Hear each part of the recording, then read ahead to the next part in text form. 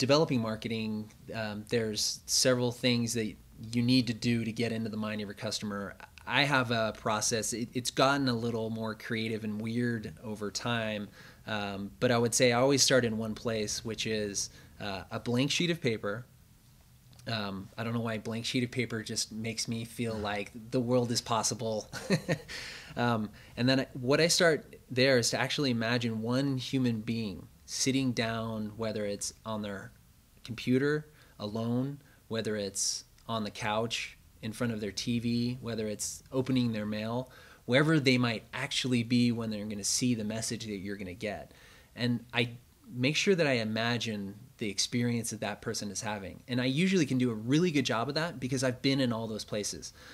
The mistake that most people make when they start creating marketing for their business is they pretend that people paid or really, really want to see their message. No one's asking for more marketing and advertising today.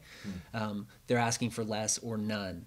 But they will respond to it if you're talking to them. And this is the big and you're courteous and aware of their time and limitations. So the first thing you need to do is to make sure that you're taking into account the medium or the context in which you're communicating with your customer. Always, always, always, that's the driver, the first thing you want to think about. And that's going to inform how you develop your marketing, how long it might be, how drastic the design might have to be, or the language in order to get their attention. Is this someone who's in a place where they'll be willing to spend a little more time? These are really important questions to ask. The benefit is you might not know all the answers, but simply thinking through that process that there's a real human being somewhere on the other end of your message is going to drastically affect what you develop and make it a lot better. And by better, I also mean more personal. So over time, we've seen, I think, a really interesting shift in the world from what used to be corporations putting out corporate messages with products, communicating from a conglomerate to the masses. And the shift has really gone now to businesses, corporations, individuals having a voice where they connect directly to you at home. In fact, they're even using the word you all the time. This is something really important that you need to start to understand between you and any of your potential future customers is how can you have that level of personal understanding, of personal connection. And that's not just important by the way that you might actually phrase or frame your language, but it's also really important because this is the way that you're actually going to help your customer make your buying decision.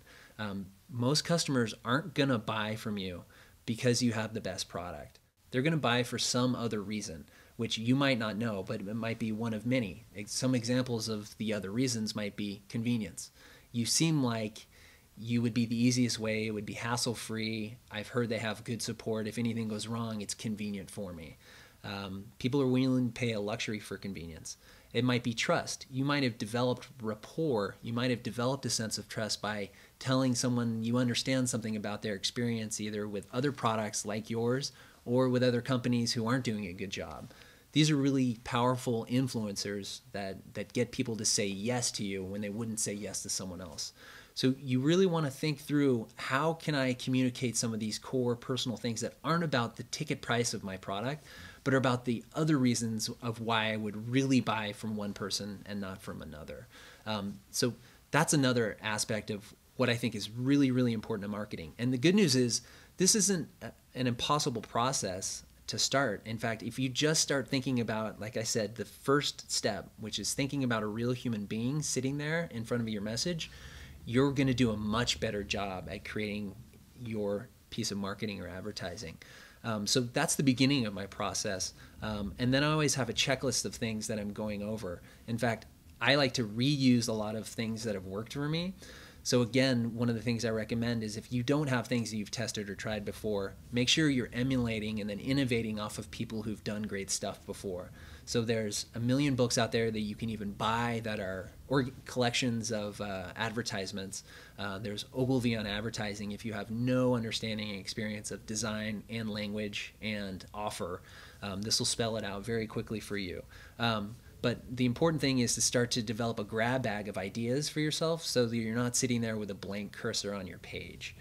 This will make all the difference for you. One great idea begets 5 to 10 great ideas. And that's the beauty of marketing. So start by thinking about the human being who's really there.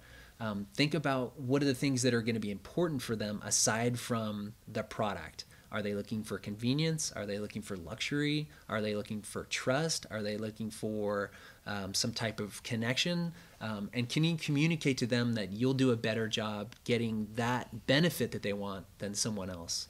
Focusing on that, and then using some of the other ideas in terms of language and offer that other great marketers and companies use, almost make it so that you can't fail.